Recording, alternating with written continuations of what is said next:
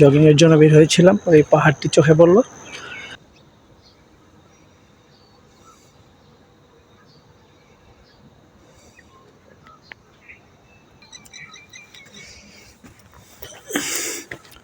পাহাড়ে উঠতেছি সকালবেলা, খুবই ভালো লাগতেছে।